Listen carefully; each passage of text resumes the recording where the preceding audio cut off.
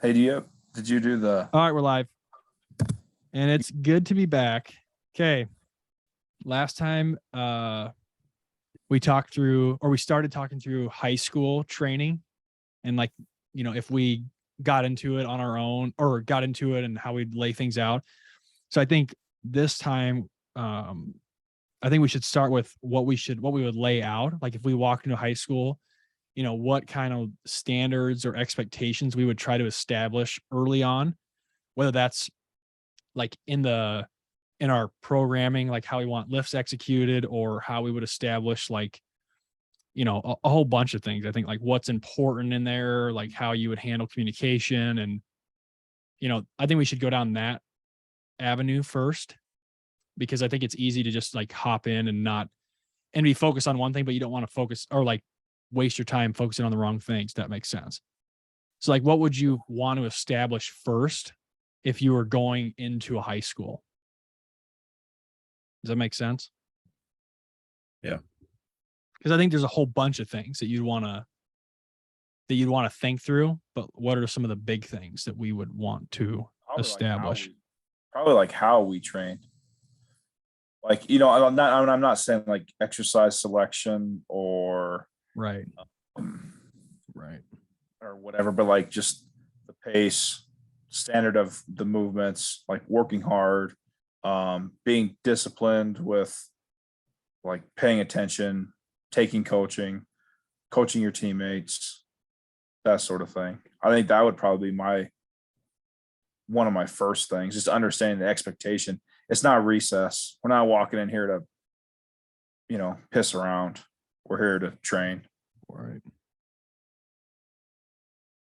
Yeah, I agree. I'd say the first thing I try to even like those are all good things when I'm dealing with high school kids. Like I give them like two things. I always come in and I say, you need to work as hard as you possibly can. One, and two, you need to be coachable and bring a decent attitude to the lift so that I can coach you and you can take that coaching and then we develop a good relationship from there. So I just give them the two things so that they know the two expectations they have coming in right away.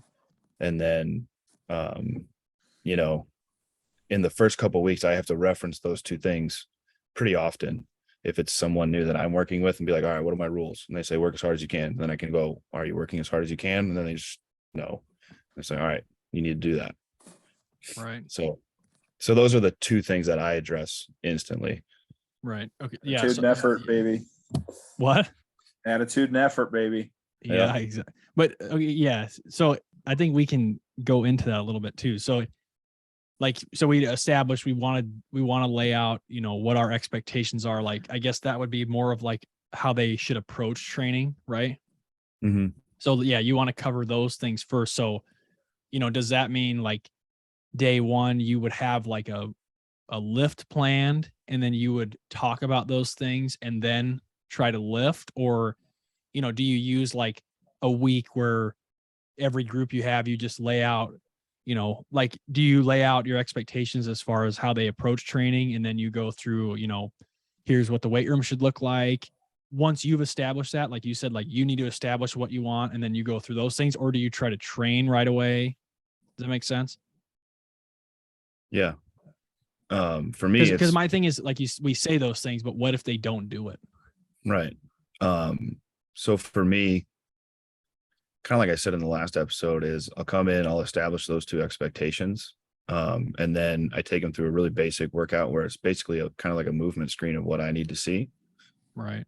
So they're actually going to do some work on that first day. And then when you said like how the weight room should look and everything, I usually address that once that first workout is completed.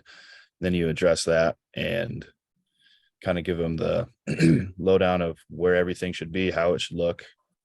And if it's not like that, whenever they leave the weight room, there's going to be consequences. And then the other thing I wanted to address is like, we talk about attitude and effort or hard work or whatever it is. I've referenced this too. And a lot of kids might not know exactly what we mean out of hard work. Right. And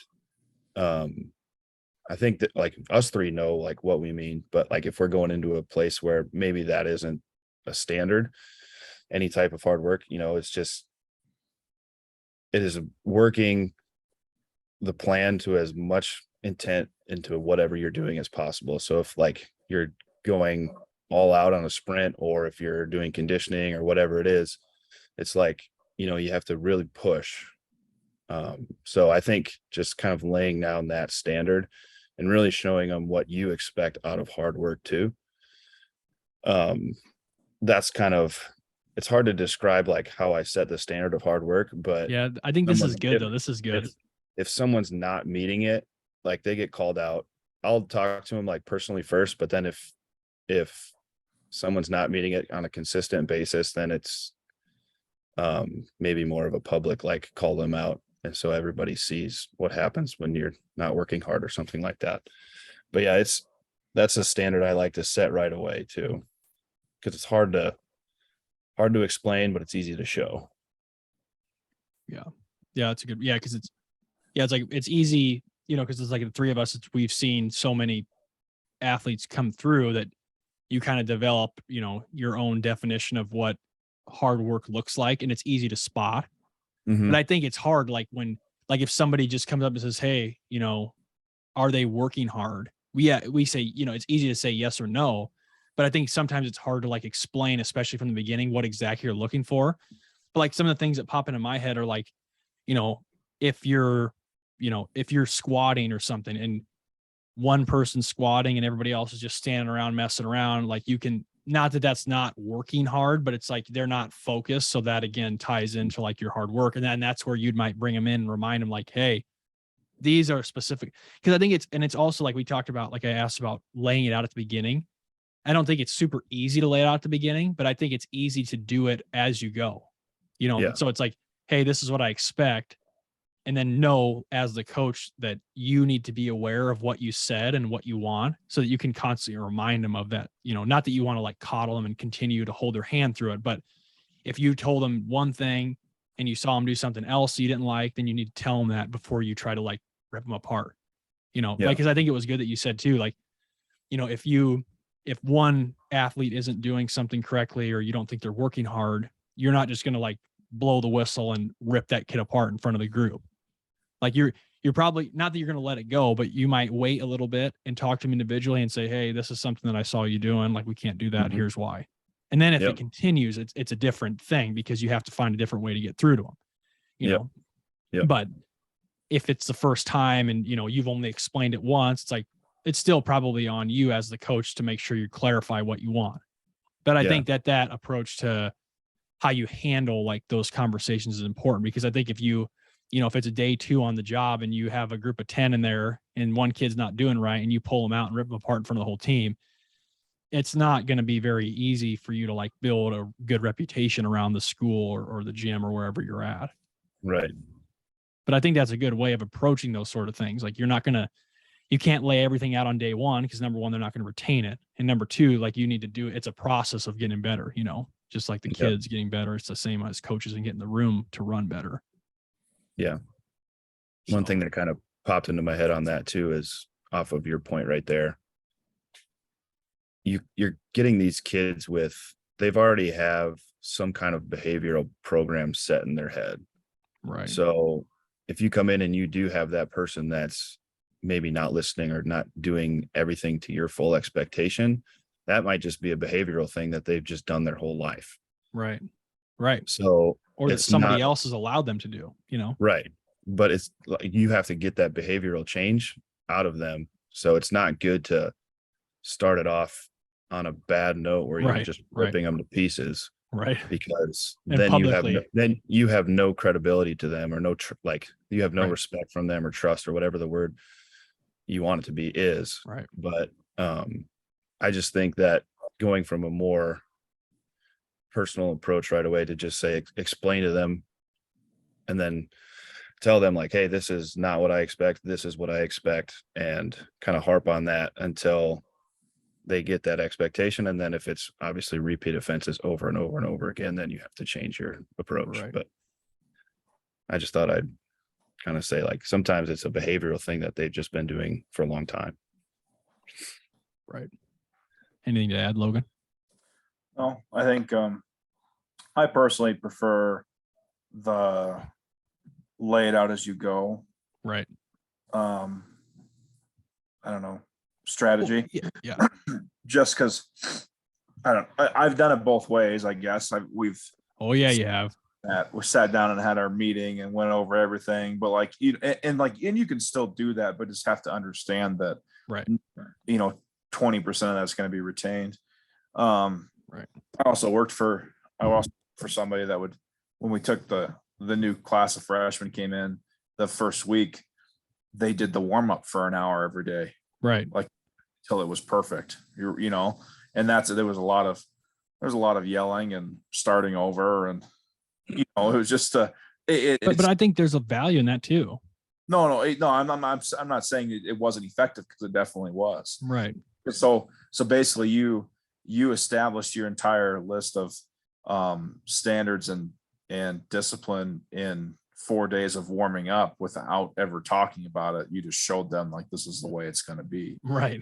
I think Nick makes a great point with, like, obviously you can uphold your standards and hold them, and discipline to an extent, but be more personable. But like, I always like to give them all a deadline. It's like, hey, we're going to be very, very patient for 3 weeks, and I'm going to coach you really Right. hard for 3 weeks. But if I keep having to say the same thing over and over and over again, Yeah. if we get ready to start clean and you grab the bar with snatch grip, and you Right. do it every single time, the exercise, why you keep messing up the grip, Right. that's going to be Well, yeah, because at that point it's just like a negligence. piece. Correct. That's going to be a piece where it's like, no, you're not listening. You don't listen. Right. So I give them basically a deadline. Says, hey, at the end of this week, this is where I expect us to be.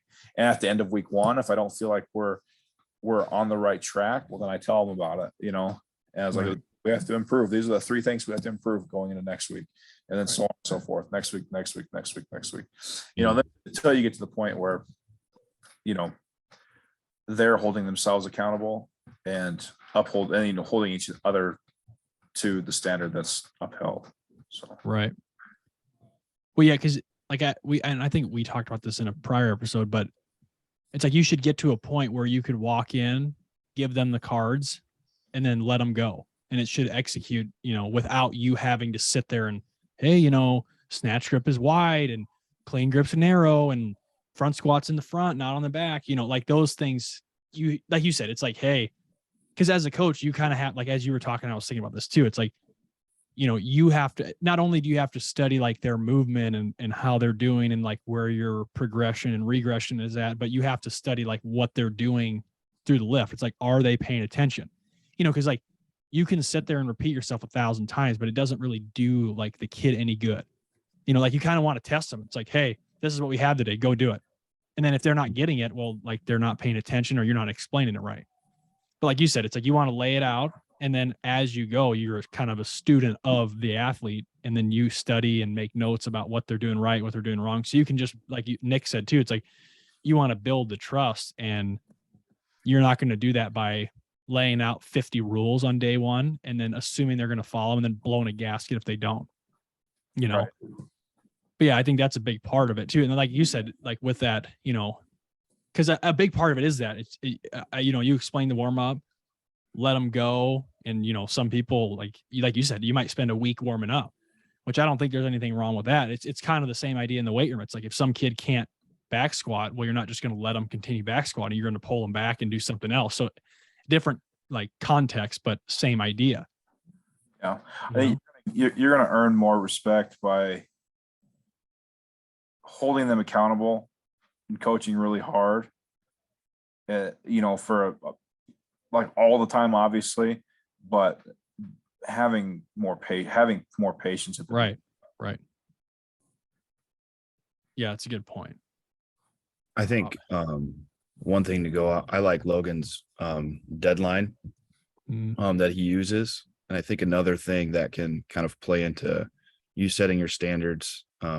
You mentioned that you should be able to just give the card and athletes will go and stuff. I think it's really important, especially with young kids who haven't quite gotten what, or haven't maybe like reached your standards, but like before a lift, to explain exactly what you want out of the lift. And then once the lift is completed, bring them back in and talk about, okay, what was our mission for today? And then kind of reflect on what you said at the beginning and tell them where they were good, where they might not have been there very good. And just say Right. like tomorrow or whenever the next lift is, like, I need this to be better. So that kind of plays in with Logan's deadline, but I almost do that on the daily so that they are constantly getting feedback of like, hey, we were not focused at all today. That's my one goal for the next lift, is like, I need guys to be absolutely locked into their rack and coaching their teammates or something like that. So I think it's good to set a standard at the beginning and then reflect on that standard at the end of the workout as well. Well, yeah, and like explaining what you mean by focus. It's like, hey, focus is like when your partner racks the bar, knowing who's next, what weight they have, how we're switching it and getting going. Like that's, that sense of urgency is a big part of that too, but being able to explain that. But like you saying that, as a coach, it's just like you're teaching. So you explain what you want, and then you're constantly referring to it and then reflecting on it.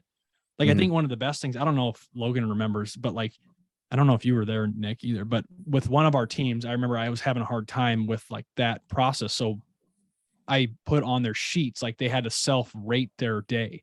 And it was like a 1 through 5 scale. And it was just like an effort scale. So like when they finished their card, like everybody's always filling out the sheet, whatever they're doing, they're filling out their sheet, finishing it up.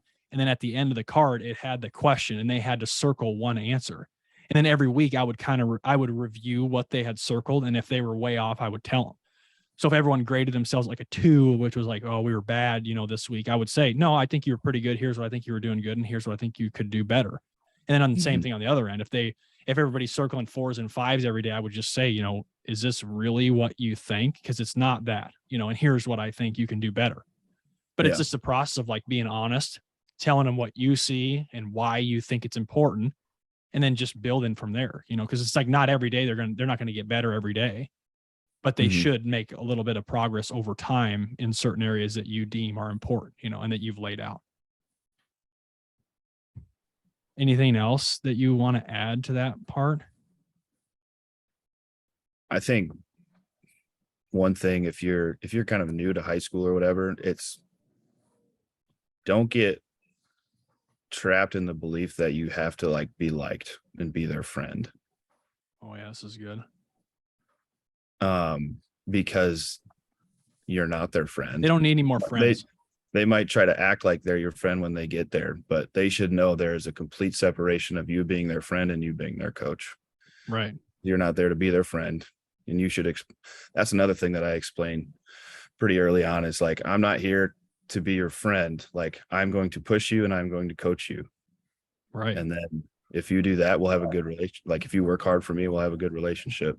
But yeah, don't get sucked into the false belief that you have to be liked and you have to be their friend and you have to, just be the guy that everybody likes, because you're not going to be that guy every day. Right. You got to be the guy they need you to be in order for them to get better in the training. So. Right. That's and I think that's hard too. That's that's everywhere. Yeah, that's everywhere. But I'm just saying, like, sometimes it's easy to get sucked into like, trying to be the nice guy. And friends tell friends what friends want to hear. Right. Yeah. And sometimes you got to friends aren't make you better. Well, Like not sometimes. Like you need to hear the truth or you're not going to get any better. Right. Yeah. Right. Yeah. And that's hard, because I think a lot of what you see today appears like, or looks like friendship type, and it's not to say that you can't have a good relationship with, because you should have a good relationship that's built on like trust and like, but it shouldn't start as a buddy or it should never be, but it's like, it should not be a friendship type thing. Because I think how we would all define like that sort of relationship is a coach who cares more about being liked. So, if if Billy's late to the workout, you kind of let him slide, and he's in the corner doing whatever he wants, and it's just like, whatever, it's fine, whatever. And then, no, you're there. Billy again, man. I know. Billy's That's why I always- started laughing, because I mean, look, Billy is the punching dummy of this show. It's just, he deserves it. And I don't know. It's a perfect example, or the perfect name. It's the thing is, it is that kid. That's all I have to say. Just know, like, it's, everybody can tell. It's like when you walk in, it's like, that's Billy. It just, he's late, his shoes are untied, he's wearing flip-flops and not paying it. He's on his phone, like headphones in. Oh no. But enough of that. So next thing, I think you mentioned this a little bit last week, but I think, like, every age for sure, but like high school specifically makes me think more of this, but the slow cooking of the development process. I think we should just like start tossing out ideas of what exactly that looks like and what it means. Because I think it's hard, especially now, like if you're a high school parent and your kid plays baseball, and this baseball strength coach says they should do this, and this baseball guy at this college says this, like, I think it's hard to like understand what like slow and long-term development looks like. But I think we should start just thinking out loud of what long-term and slow development looks like. Does that make sense? Mhm. Yeah. Well, I mean, I guess before we lay that all out, like, just think about this. Okay. So let's say you have a kid you start training in 7th grade, and you're going to have Right. him all the way through his senior year. So, you've got 6 years, right? But if you like think back to when you were in school, and think back to, well, and then obviously you guys have all trained high school too, and I have as well. Like, and I know we talked about this before, but the consistency of training, like, it's just not there, At that age, you're saying? but like at that age in high school, and maybe until you get to like your last couple years of high school. Right. Maybe if you're training for, like, if you're really training to go to college and play sports, or maybe you're competitive in lifting, I don't know. But I mean, when I was training high school, it was like, well, on Tuesday, we've got vacation Bible school, and on Friday we're gonna go to the lake. We're gonna be gone for 5 days, and we'll be back. And then we're gonna be here for 2 weeks, and then he got AAU, so then he's gonna be gone for. Right. But leading into those AAU, you got to take it easy on them, because you don't want them to be sore before they go to AAU. Yeah. We're gonna come back. We'll train for 2 weeks, and then I'm gonna be gone again. I'm going to Disney World. You know what I'm saying? Like, Well, yeah, it's like you're, and then even when you get into the school year, it's like, okay, so maybe you get the kids 3 days a week, but what if they play basketball, football, baseball and football. basketball, baseball, track, cross country. Right. What if every single sport? So like, when I say slow cooking, or when we say slow cooking, it might just be, it's just going to happen. It could just happen naturally. Just if you're patient with training and understand like the little amount of frequency that you have with the athlete, you're going to get a lot of adaptation by keeping everything super simple. And again, making sure that they can accomplish certain tasks at each stage of development. Right. When I was at Sioux City Healing, like, we had developmental 0 all the way to developmental 10. Mhm. And like most of the senior men and women were at developmental 10. Which would be your most advanced program. But that would 0 be, being, yes. But we also had juniors that were at developmental 4. right. You know what I'm saying? So like, it didn't necessarily go chronologically. We also had freshmen that were developmental 8 because they were just that they put the time in. They had Right. well, there was more frequency along the way, and they could accomplish and meet those benchmarks as we went through. So, Mhm. I mean, you kind of got to scale it a little bit. But when we say slow cooking, I think that you got to really take a look at the genre that you're working with in the high school setting or the junior high to high school setting, and just understand that you're probably gonna get the most bang for your buck. You don't, I mean, if you're a freshman volleyball player, you probably don't need to be doing dynamic effort banded movements. Like, you know what I'm saying? Like No. you hardly been training. You know what I'm saying? So Right. Mhm. Yeah. Well, yeah, like that comment, like that opens up a whole different, like beginner versus advanced training and stuff like that too. But like just to like follow up on what you said, like in traditional weight room terms, like slow cooking means you stay lighter longer. Like you don't try to change up exercise all the time. Like you want them, like you said, and we talked about this last week, but the like resisting the urge to add new things in or change things up when they get bored or you get bored. It's like just stick to like big basic movements that you plan, like you said, stage 0 to 10. So whatever they are going to do in stage 10, everything needs to lead up to that. And the exercises probably aren't changing a whole lot. It's probably the loading that's changing. You might progress some things early on, but once you get to probably, I don't know, stage 2, the exercises are probably going to look real similar, but what you're doing with sets and reps and loads are probably going to be a little bit different depending on who they are and what they've been able to like achieve and prove. But I think the most important thing with slow cooking is staying lighter longer. It's like, cause you're never going to regret going light, but you could regret going heavy. So you got to be careful of, and that's kind of based or back to like what we talked about first about the expectations and the standards. If you don't have a good control of the group and kids are loading weight on they shouldn't have on, or they're progressing too fast or not following what you've told them, this is where this plays into this slow cooking as well. So if the standards and expectations aren't set, well, then it's probably going to screw up everything else. And the worst thing you can do, and we'll talk about this too, either tonight or another week, but like is start maxing these kids out before they've earned the right or like are even close to needing that sort of thing. Like, especially in high school, it's like they should never fail ever. Like, like throughout high school, it's like why should they max out and fail?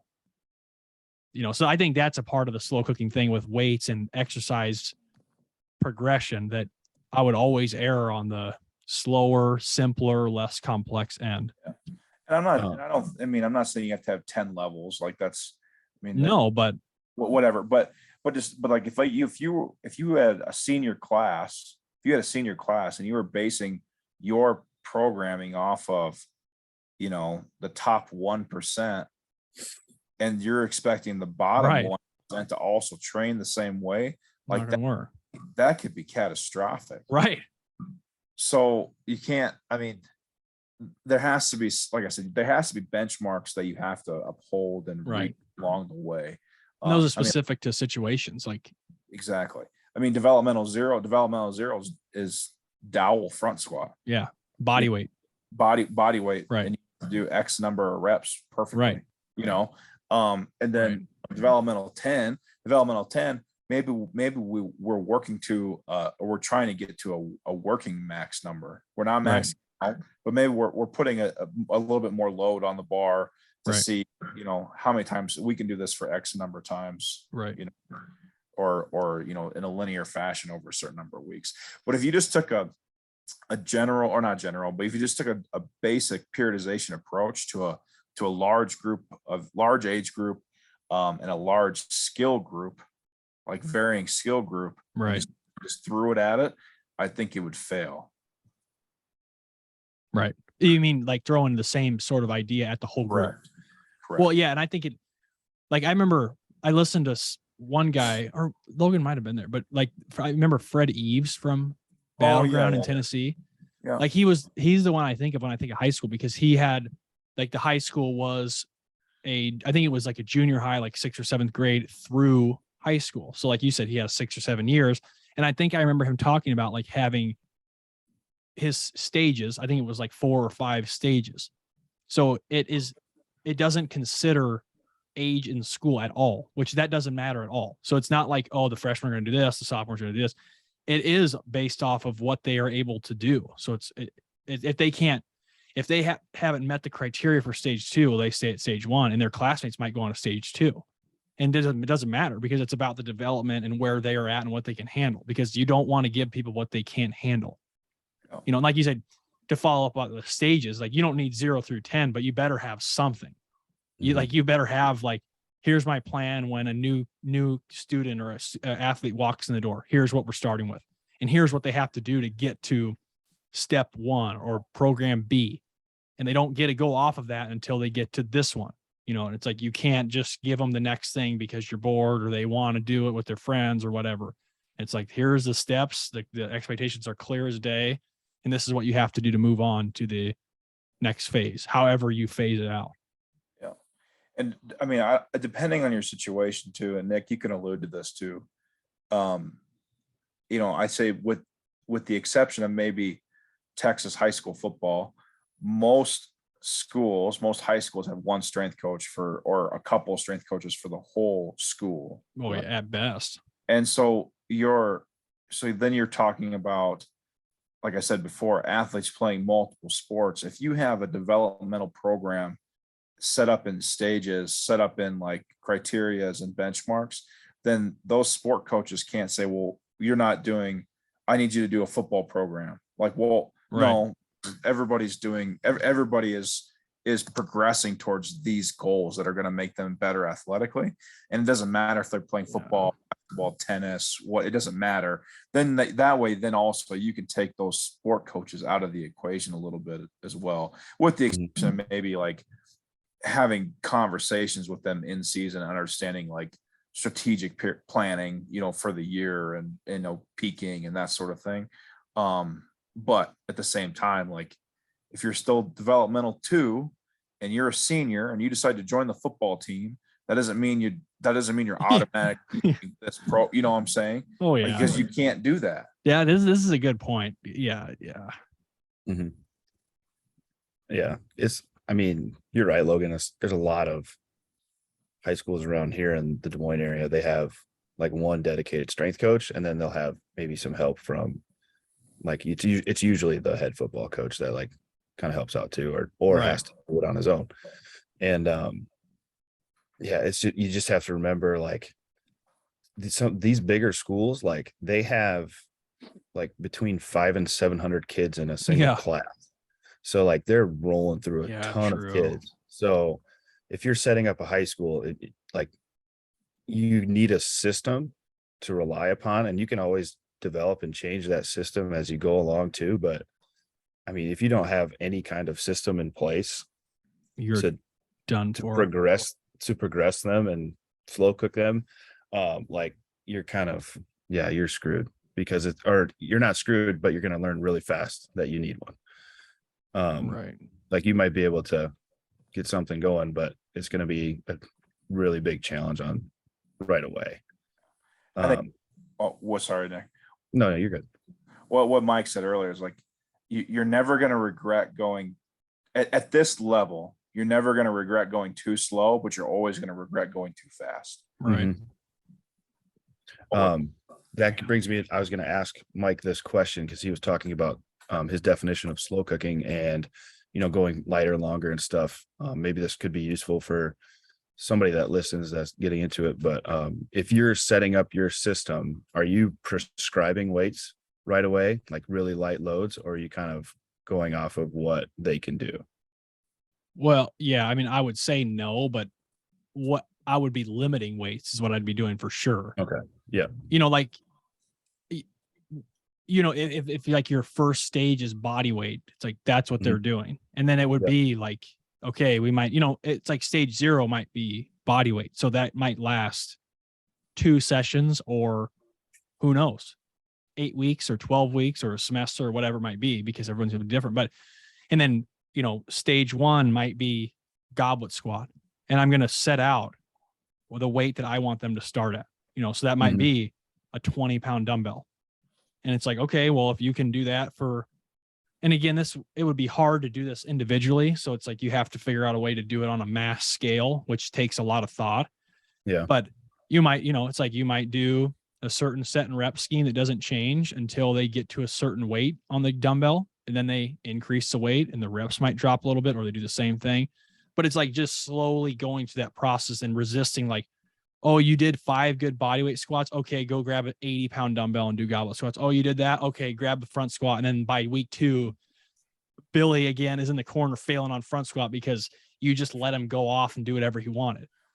Because again, it's like a lot of it is just building quality movement. So you're not going to regret, like, okay, we've been doing goblet squats for 7 weeks.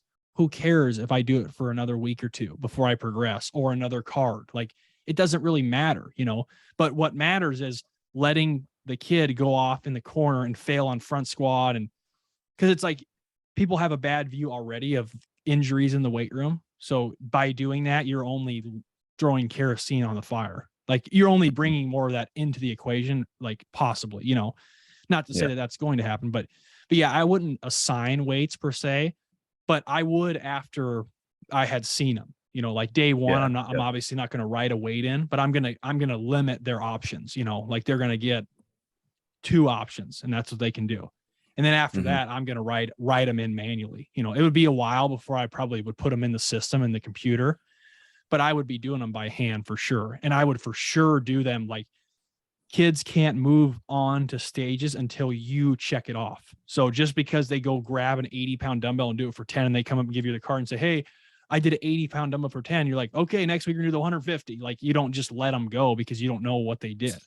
So again, that comes back to, like, what Logan said, is figuring out how you want to train. So you have to figure out how you want to train and how you can watch them, because it's no good if you don't get to see it, you don't know what it looks like and things like that. But yeah, I'd be limiting it at the beginning, and then I would be doing it manually as they go, because I think as a coach, you got to be able to watch. You have to watch an athlete do something, and you have to figure out, how hard do I want it? Which at the beginning would be not very hard. Like, they shouldn't be grinding through reps. And then you have to figure out how much you want to increase them. So if they can handle it. Oh, go ahead. No, you're fine. Go ahead. I said nothing. I was just say, would you let the athlete dictate when they get to decide to move on? So you're saying, like, only reason I bring this up is because I've done this. It's where, like, I would have a time frame, like 3 weeks, 4 weeks, 6 weeks, whatever it might be. Okay, now show me what this is a time you get to basically test out, right? But you don't get to, you're not testing like weight, you're testing out a developmental 2 to developmental 3, right? So would you say put time frames on those things, or would you say, hey, if the athlete feels like they're comfortable and they want to move on and they want to push themselves, they can test out whenever they want? I would probably establish them. I would establish them for sure. Yeah. I mean, because what I've seen is, like, like, let's say you have a team that doesn't train that often and you're hesitant to front or back squat, as an example. So you might say, okay, I'm not going to let them front squat until they can do this weight of a dumbbell for goblet squat and this is a specific example, but I'm not going to let them move on to front squat until they do X weight for X reps. Well, most of the kids are just going to be like, oh, well, I don't want a goblet squat, so just give me the heaviest weight and I'll just do it for 20 reps. And I've seen it. So I don't like just letting them do it. But I think it's motivating for kids, or for people in general, to know, okay, this is when I can test to level 2, this is when I get a test to level 3. So yeah, it's like stage 0 might last this amount. And it would be hard if, like, a kid is way behind and everybody else is ready to go and you have to hold them back. But I think high school, you can use it to your advantage, and you're just training the mass, So if kids are on developmental 0, there's gonna be other kids on developmental 0. And that's where your relationship skills can come into play, like explaining why they're not moving on or whatever. So I think can be kind of hard. But yeah, I would establish, like, time periods of when I want to evaluate. And then that's when it starts to separate a bit. Like, okay, like, these 8 are good to go on stage 1 because they've done this. And I was going to add this earlier, but as the coach, like, you have to know what you're doing and why you're doing it. Because if you have sport coaches who they want Billy to move on to the football program and whatever, and you don't do it like that. But if your answer is just, well, I want to do it like this because it's better, well, that ain't good enough. Like, you have to be able to explain, this is why I have this laid out like this, and this is the end goal, which gives us this result. But I'm not going to just move kids around because we want to feel like it that day. And then same thing with the programming. It's like, if you lay out 10 stages, but you have no reason why you're going from 0 to 1 to 2 to 3, well, then it's all pointless. So you can lay all those things out, and this is all my levels, and this is how we're going to do it. And then somebody asks 2 questions and you don't know why you're doing it. Well, then, I mean, what's the point? And I don't think those things are easy to develop. Like, No. stage 0 and 1 might be testing out of body weight things. Like, it's like, we talked about this stuff before, but if kids are bench pressing and somebody asks you as a coach, like, hey, like, how many perfect push-ups can they do? And you're like, I don't know. Well, now it's already messed up, because if they can't handle their body weight, they shouldn't move on to like external load, right? Just simple progression type things. But those are the types of things you have to think through with these levels, because the stages are something that, we've always kind of done, but I think it's hard to lay out like exactly what you want, because it's very difficult, I think, to I don't know, just to wrap around that, especially on a mass scale like a high school. Mm-hmm. I think some of the best coaches are in high school, because it's not easy to think through those sort of things. I think a majority of it comes based off of experience too. It's not something you can just sit and think about and be like, all right, this is going to work. Awesome. Right. You're going to go in day one and your system could be completely shot. Right. You're like, I have to rethink this whole thing. So I remember the first high school program I ran. I mean, I thought I had it. Like, I had done. Nailed it. I had worked at a high school the summer prior. I had done college. I had interned at college. I had interned at private sector. I was like, oh, this will be, I know exactly what I'm going to do. The first day, blown up. Oh yeah, just blew up. And just because I didn't understand, I'd never been there before, so I didn't know how it was all going to flow, and like Right. And so I just threw it all in the trash and started over.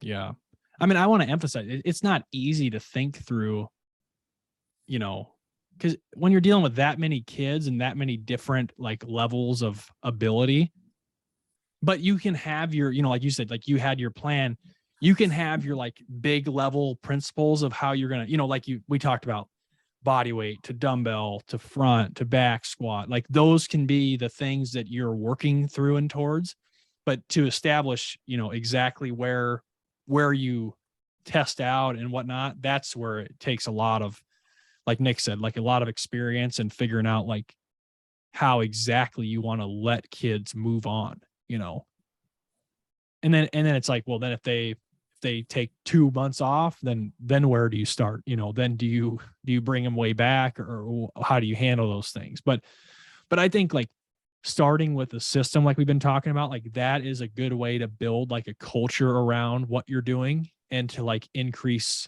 I think it will increase buy-in long-term too, because it's more than just showing up and like going through an exercise session. Like now it's about like, hey, how am I doing these things? Am I performing them well enough so that coach is going to check me off? Like now my coach is asking me what level I'm at. And, I just think that's a good way to build like a solid program that helps kids out. And it also, it builds like an excitement around it, I think. Yeah. One thing to add on to that system piece too is you kind of touched on knowing why you're doing it. It's very important to know why you're doing it, because once you know why and you have good reasoning behind everything that you're doing, like you believe in that system. And right. if you don't know why, you can't believe in your system. And if you have zero belief in your system, no one else is going to believe in you or your system as the coach. Right. So you need to have that kind of knowledge about what you're doing, why you're doing it, just so that it's conveyed to the athletes and coaches so they can have trust in you, because you know what you're doing based off of experience or prior knowledge or whatever it is. but you have to have that so that your basically whole department of people depending on you believe in you too. Well, it's like it's hard to argue with. Like if you lay out a simple progression plan like that over a career, basically, nobody can argue with you and say, "Oh, they shouldn't start with push-ups. They should just start maxing out on the bench press." It doesn't make any sense. So, like you said, like if you understand that and you believe in it, well, then it's that much easier to relay that to everybody else, and hopefully, it limits a lot of the conflict that you might have. Yep. Anything else to add? No. Should we do? Because I think we got a few more things to cover with this, so we'll do that next time. I think. We're gonna do another high school one.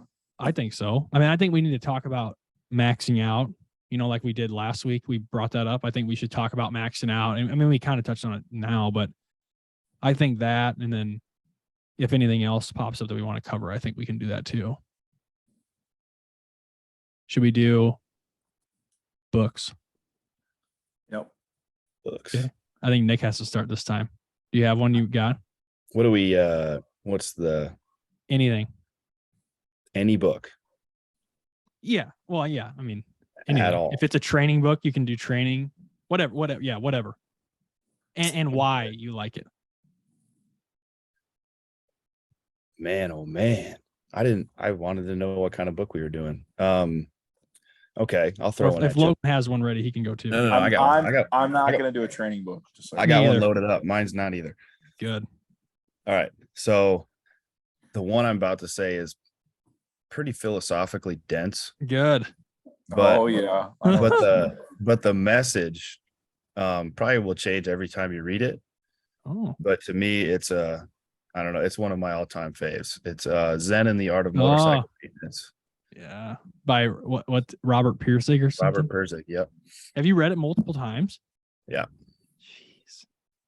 It's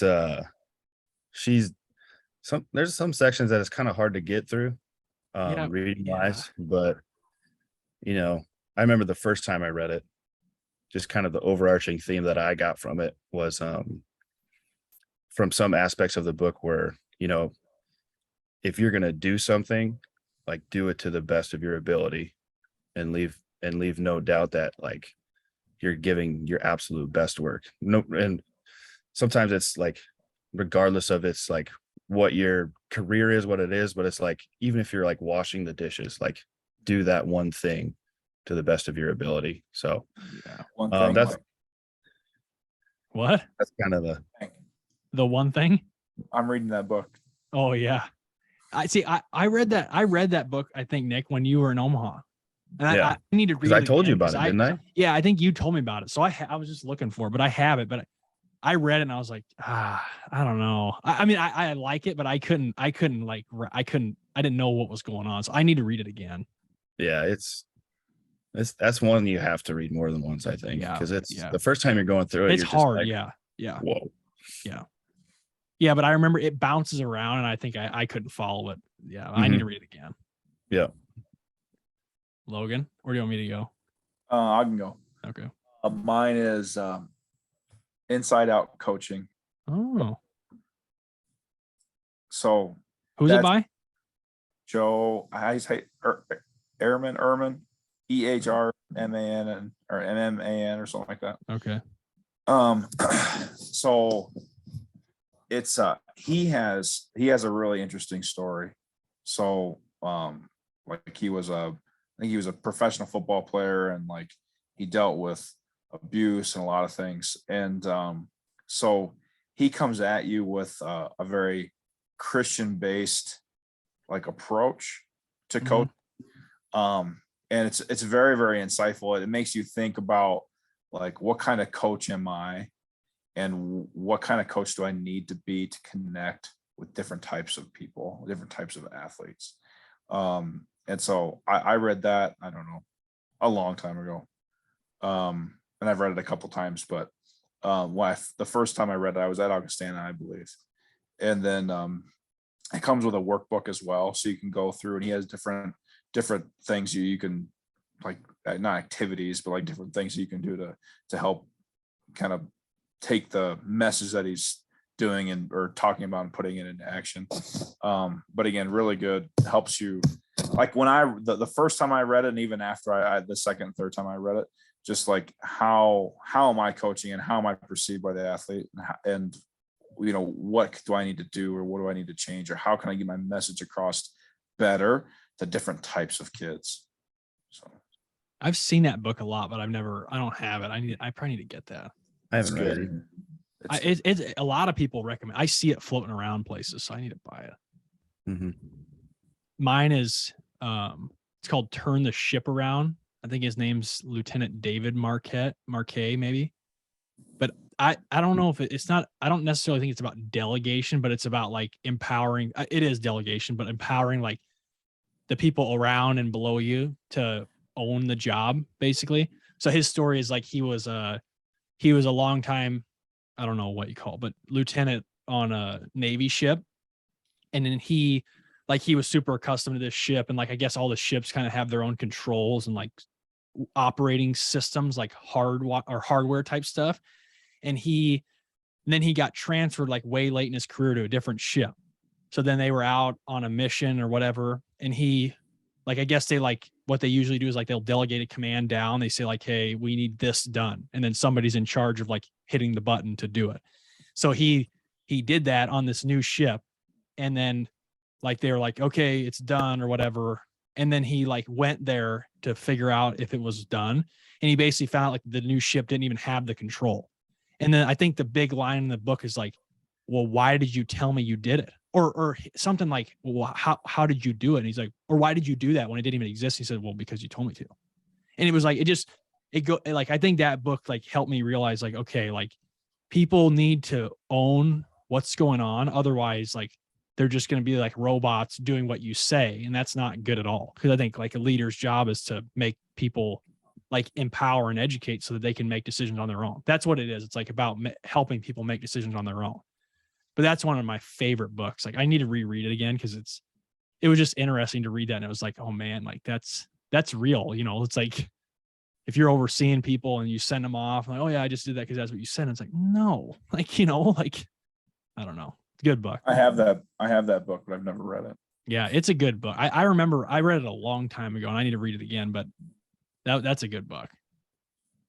So, all right. Thanks everybody. See you next week.